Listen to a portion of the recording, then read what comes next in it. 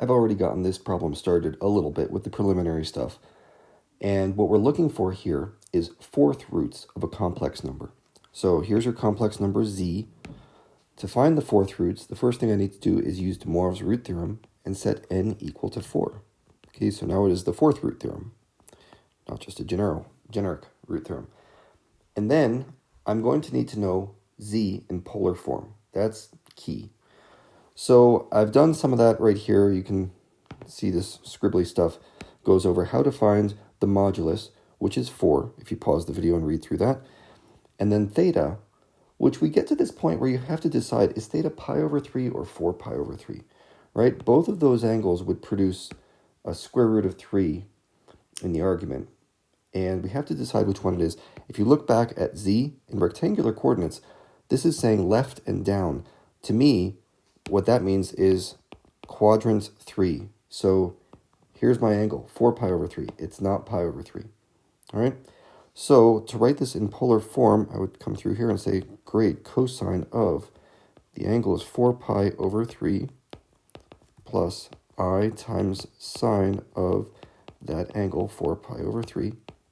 There we go. That's my polar form of the complex number. And now, once you're getting good at de Moivre's theorem, this becomes the easy part. We have to find all 4 roots of z. The first step I like to do is deal with the modulus and get that out of the way, because once I have the modulus for one, I have it for all of them. It's going to be the same. What's the fourth root of 4?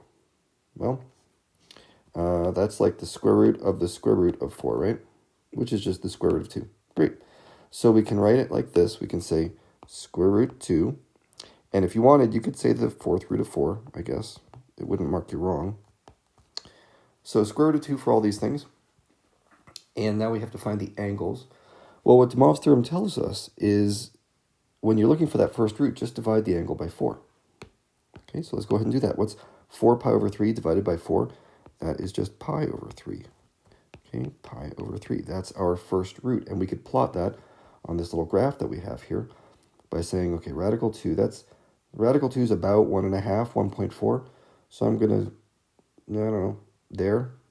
That looks about good. There we go. That is my first root, W0. And now for each of these next ones, look what happens.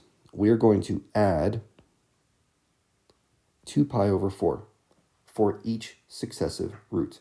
As k goes from 0 to 1 to 2 to 3, we're going to add 2 pi over 4 each time. So 2 pi over 4 is just pi over 2. That's 90 degrees. Now, pi over 3 plus pi over 2 is not the easiest thing to do in your head, right? There's going to be some common denominator stuff that needs to get worked out. But what you get is 5 pi over 6 for this one. Once you add,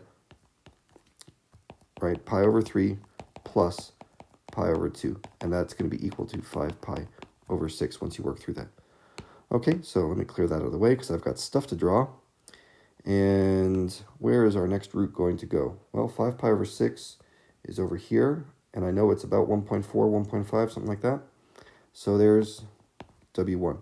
And you see that's rotated exactly 90 degrees, which it has to be because it is a fourth root. And a fourth root is going to divide this coordinate plane of 360 degrees into 4 pieces.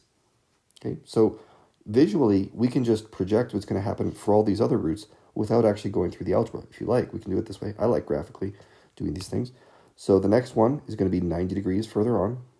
There it is. Whoop. Right here at, that's going to be my W2. And then the next one, another 90 degrees. Just be careful you don't land on the wrong angle. I mean, the graph is kind of forgiving. I've programmed it to let you get away with quite a bit of error, but you have to give me a shape that looks a lot like this. So there's all our roots graphically. You can see what the angles are going to be, whether you like adding things, with algebra or with the picture. This is going to be 4 pi over 3. And the last one is going to be 11 pi over 6. Okay, so those are all the polar forms of the roots. And we have our picture. All that's left is to convert these into rectangular form, but we've done this a bajillion times, so you can probably work through that.